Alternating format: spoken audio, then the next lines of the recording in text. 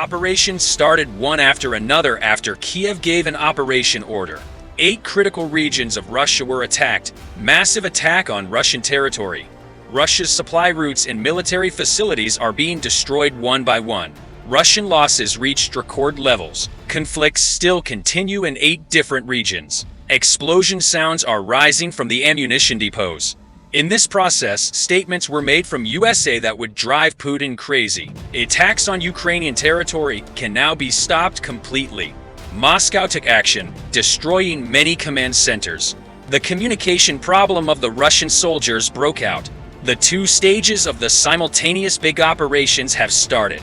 Kiev ordered complete control of critical areas. Ukrainian army is acting with all its might. After Moscow's statements, Russian troops began to withdraw.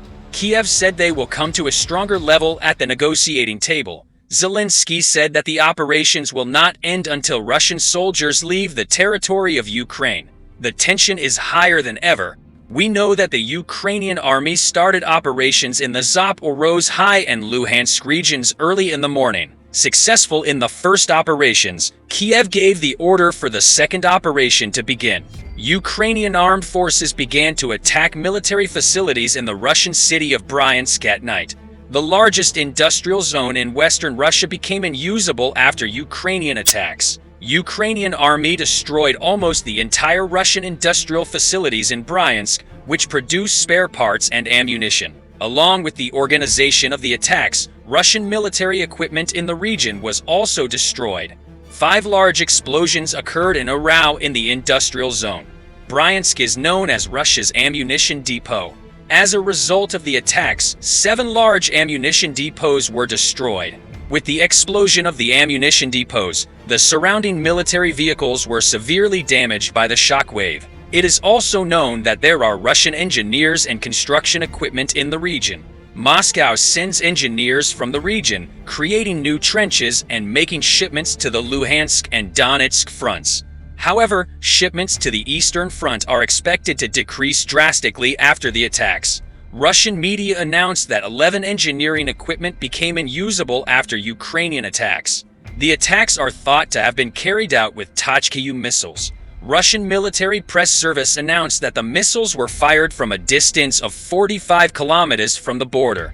While the statements were being made, news of explosions began to come from the Klimovo region. Russian Ministry of Defense confirmed the attacks and announced that air defense systems in the region had stopped half of the attacks. According to the first statements, Ukrainian army attacked the ammunition depots in the Klimovo region with rockets. It is known that another ammunition depot was destroyed as a result of the attacks. It was announced that Russian air defense systems in the region stopped 50% of the attacks. We can say that air defense systems deployed in critical areas prevent much larger explosions. As a result of the successful operations of Ukrainian army, 4 military industrial facilities and 1 ammunition depot in the region were neutralized.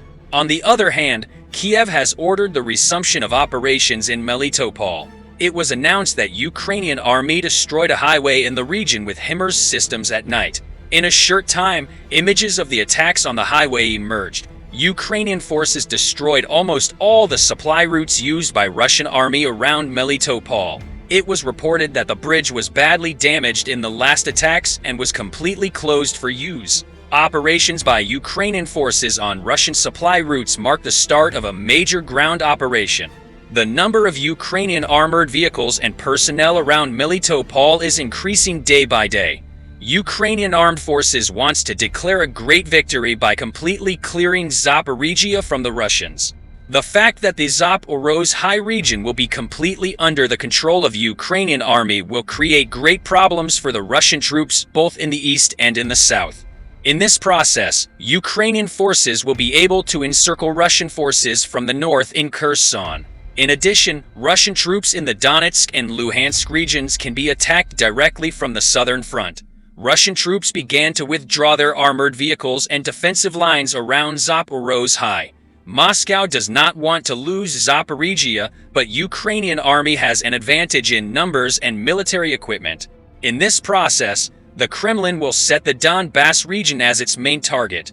Because the regions that have no land connection with Russia are easily controlled by Ukrainian army, The logistics and experience problems of Russian forces broke out in the lands without land borders. If Moscow does not completely withdraw Russian troops from areas not connected to Russian territory, it will inflict great losses.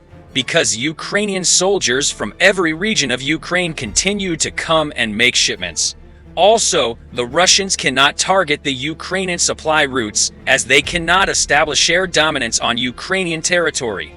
In this process, we can say that the air defense systems delivered to Ukrainian army caused Ukraine to achieve a great air dominance. On the other hand, it was announced that operations slowed down again as of the night hours. Ukrainian General Staff announced that 16 Russian attacks were repelled and 11 more regions were under the control of Ukrainian army. According to the statements made, Russian army lost at least 750 soldiers in one day. Ukrainian General Staff said Russian personnel losses totaled 95,350. As a result of the operations launched today, Russia lost 3 armored vehicles, 3 artillery systems, 8 multiple rocket launchers, 5 fuel oil tankers, and 11 engineering equipment. While the conflicts continue, support from many countries continues to come to Kiev. In this process, a statement came from USA that would greatly affect Putin. It is claimed that US plan to send Patriot missile defense system to Ukraine has come to an end. According to the news and US press, the official statement can be made on December 15th. It has been claimed that US plan to send Patriot missile defense system batteries to Ukraine is nearing its end, and the decision may be announced within this week.